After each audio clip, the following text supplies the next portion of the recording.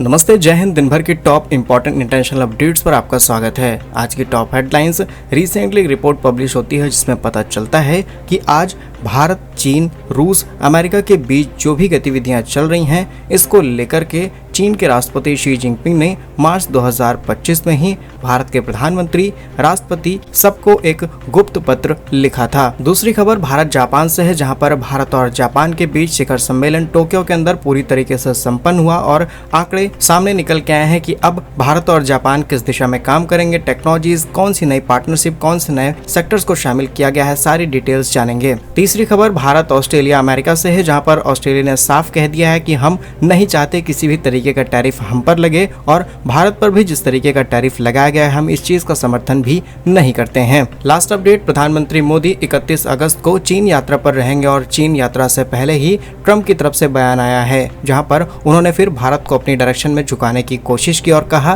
कि प्रधानमंत्री मोदी एक शानदार इंसान है। अब आप समझ सकते हैं कि ये जो टेक्स्ट कहा गया है ये किस कॉन्टेक्स्ट में कहा गया है, जानेंगे सब कुछ आज के इस वीडियो में। यदि आपको काम पसंद आए, वीडियो को लाइक, चैनल को सब्सक्राइब जरूर कीजिएगा। तो सबसे पहले चीन से आ रही अपडेट की बात की जाए तो चीन के राष्ट्रपति शी जिनपिंग ने मार्च 2025 में ही भारत की राष्ट्रपति द्रौपदी मुर्मू जी को एक सीक्रेट पत्र लिखा था, जिसमें ये कहा गया था कि अब समय आ चुका है कि भारत और चीन को अपने रिश्ते पुराने जैसे सुधारने चाहिए। असल में शी जिनपिंग को इस बात का डर था कि ट्रंप के आते ही ट्रंप पूरी तरीके से भारत के समर्थन में उतरेंगे, लेकिन भारत पाक के बीच में एक घमासान शुरू हो जाता है, जिसकी वजह से क्रेडिट लेने के चक्कर में ट्रंप ने भारत के साथ अपनी दोस्ती को खराब कर लिया। और अगर ऐसा ना होता तो शायद ट्रंप पूरी तरीके से भारत के साथ रहते और भारत के साथ मिलकर के कई ऐसे एग्रीमेंट्स या फिर कई ऐसी बड़ी डील साइन की जा सकती थी जो कि पूरी तरीके से चीन के अगेंस्ट होती, और हो सकता है इसमें तिब्बत को लेकर के भी कई नई पॉलिसीज फॉर्म की जाएं। लेकिन भारत अमेरिका के बीच रिश्ते सुधर पाता या कुछ हो पाता, उससे पहले ही ट्रंप नाराज हो गए। भारत पर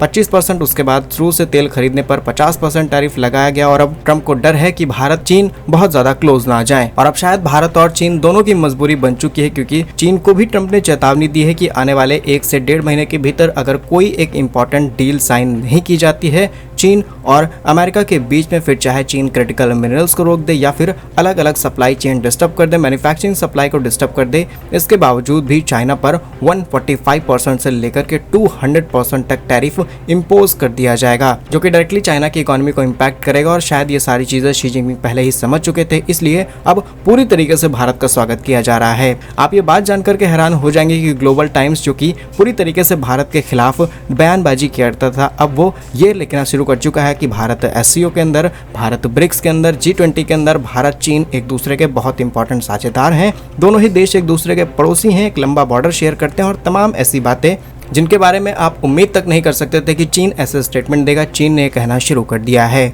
और चीन को टैरिफ का असर भी दिखना शुरू हो चुका है, क्योंकि अमेरिका ने क्लियर कर दिया और चाइना के अंदर आज लगभग 150 से 200 ऐसे एयरप्लेन्स खड़े हुए हैं जिनके पार्ट्स अमेरिका ने चाइना को सप्लाई नहीं किए, जो कि बोइंग की तरफ से तैयार किए हुए एयरक्राफ्ट हैं। और अब प्रॉब्लम यह है कि वो 200 के 200 एयरक्राफ्ट अब एयरपोर्ट्स पर खड़े हुए हैं, वो उड़ान नहीं भर सकते। जब तक ट्रंप की बात चीन नहीं मानता तब तक उनको किसी भी तरीके के पार्ट्स नहीं दिए जाएंगे और पार्ट्स के बिना ये एयरक्राफ्ट उड़ान नहीं भर पाएंगे। और ये बात आप जानकर के हैरान हो जाएंगे कि बिलियंस ऑफ डॉलर के ये एयरप्लेन आज चाइना के अंदर कबाड़ बने हुए हैं। और इसी बात का डर शायद भारत को भी होना चाहिए, क्योंकि आने वाले समय में अगर ट्रंप और ज्यादा नाराज होकर के किसी भी तरीके का एडिशनल टैरिफ या फिर पार्ट्स की सप्लाई भारत को रोक देते हैं तो डेफिनेटली भारत की एयरलाइन इंडस्ट्री को बहुत ज्यादा नुकसान होगा। फिलहाल अब चीन का उद्देश्य है कि भारत के साथ मिलकर के भारत, चीन, पाक जैसे देशों के बीच जो डिस्प्यूट है इसकी मध्यस्थता कराई जाए। भारत को जितनी जरूरत है अपनी बाउंड्रीज की, भारत को उतनी बाउंड्रीज दी जाए। सीमा मामलों पर, ब्रह्मपुत्र नदी पर बनने वाले बांध को लेकर के, ताइवान जैसे मुद्दों पर, तिब्बत, नेपाल, इन सभी मुद्दों पर भारत का साथ दिया जाए। और वीजा भी इशू किए जा रहे हैं दोनों देशों की तरफ से, जो कि कई साल पहले बंद किए गए थे। वो सारी गतिविधियां अब फिर से रिस्टार्ट की जा रही हैं। बाकी क्या आपको लगता है कि चीन का भरोसा करना चाहिए या फिर नहीं, क्योंकि इस समय मजबूरी हो या फिर समस्या, भारत के लिए यही ऑप्शन चुनना शायद सबसे बेस्ट है और शायद पुतिन की भी मंशा यही है। क्या कुछ राय है आपकी, कमेंट्स में जरूर लिखिएगा। और दूसरी अपडेट, भारत के प्रधानमंत्री नरेंद्र मोदी जी इस समय जापान में हैं। जापान के प्रधानमंत्री शिंगेरू इशिबा के साथ 15वीं वार्षिक भारत जापान शिखर सम्मेलन टोक्यो के अंदर संपन्न हुआ, जिसमें वर्तमान वैश्विक आर्थिक जियोपॉलिटिकल परिस्थितियां और तमाम टेक्नोलॉजी को लेकर के, डिफेंस को लेकर के हर एक एस्पेक्ट में बातचीत की गई है। अगर डेटा के हिसाब से बात की जाए कि यहाँ पर एग्जैक्टली किन किन चीज़ों पर डिस्कशन हुआ है जिससे आने वाले समय में भारत को कैसे फायदा हो सकता है, तो चंद्रयान मिशन की बात हो, AI डिजिटल इनोवेशन की बात हो, क्रिटिकल मिनरल्स की बात हो, या फिर बहुत सारे इंपॉर्टेंट MOUs दोनों देशों के बीच, ये सब कुछ साइन किए गए हैं। और अब आंकड़ों की बात की जाए तो जापान द्वारा भारत के अंदर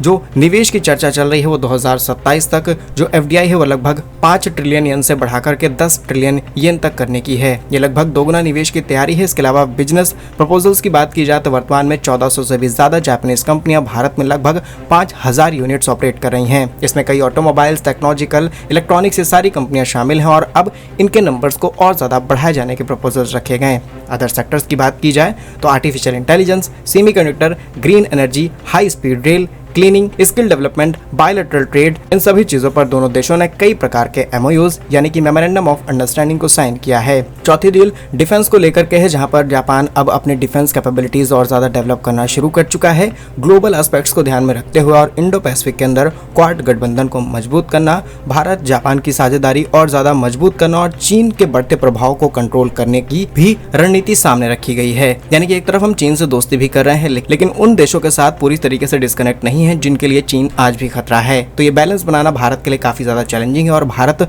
शायद आने वाले समय में कई और कड़े फैसले ले सकता है। इसके अलावा लोगों के समावेश की बात की जाए तो लगभग 54,000 भारतीय वर्तमान में जापान के अंदर रहते हैं, जो कि IT प्रोफेशनल्स, इंजीनियर्स, ये सारे सेक्टर में काम करते हैं और अगले समय में टूरिज्म, टेक्नोलॉजी, एजुकेशन, इन सभी सेक्टर में दोनों देश और ज्यादा काम करेंगे। बाकी जापान से निकल कर जब प्रधानमंत्री मोदी चीन यात्रा पर जाएंगे तब कई रिपोर्ट्स और सामने निकल के आएंगे कि एग्जैक्टली क्या कुछ नया होने वाला है दुनिया में। नेक्स्ट अपडेट की बात की जाए तो ऑस्ट्रेलिया से सामने निकल के आ रही है, जहां पर ऑस्ट्रेलिया के विदेश मंत्री पेनी वोंग की तरफ से स्टेटमेंट दिया गया है कि जिस तरीके का टैरिफ या फिर कहा जाए अनाप शनाप टैरिफ भारत पर इंपोज किया गया है अमेरिका की तरफ से, ऑस्ट्रेलिया खुद इसका सपोर्ट नहीं करता। अब आप सोच लीजिए, क्वाड के अंदर इंपॉर्टेंट मेंबर ऑस्ट्रेलिया भी इस बात का समर्थन नहीं करता कि अनाप शनाप किसी भी देश पर टैरिफ लगाया जाए और इन्होंने साफ शब्दों में कह दिया कि हम भारत के साथ अपने रिलेशन और ज्यादा स्ट्रॉन्ग करना चाहते हैं और इस तरीके के किसी भी टैरिफ का सपोर्ट शायद हमारे लिए पॉसिबल ना हो। अगर एग्जैक्ट इनकी तरफ से दिए गए स्टेटमेंट की बात की जाए तो भारत पर अमेरिकी प्रशासन द्वारा लगाए गए टैरिफ के बारे में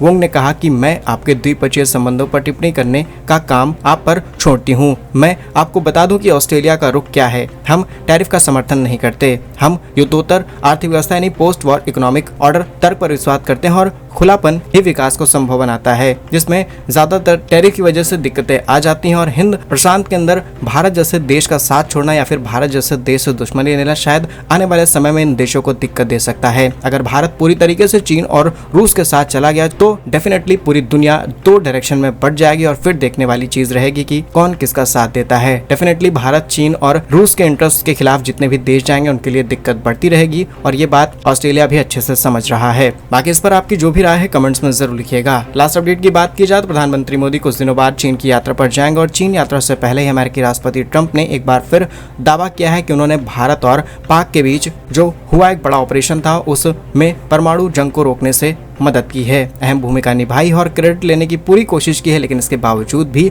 व्हाइट हाउस में कैबिनेट मीटिंग के दौरान ट्रंप ने कहा कि भारत के प्रधानमंत्री मोदी से लगातार बातचीत की गई है, पाक को चेतावनी दी गई, तब जाकर के तनाव पूरी तरीके से शांत हुआ, नहीं तो एक बड़ी दुर्घटना हो सकती है। लेकिन लास्ट में उन्होंने साफ शब्दों में कह दिया कि प्रधानमंत्री मोदी एक बहुत ही अच्छे व्यक्ति हैं और मैं उम्मीद करता हूं कि आने वाले समय में जो भी फैसले लिए जाएंगे वो दुनिया के हित में लिए जाएंगे। तो ट्रंप के इस रवैये पर आप क्या सोचते हैं, कमेंट्स में अपनी राय जरूर लिखिएगा। भारत कैसे ही इंपॉर्टेंट वीडियोस पाने के लिए वीडियो को लाइक, चैनल को सब्सक्राइब जरूर कीजिए। वंदे मातरम, भारत माता की जय।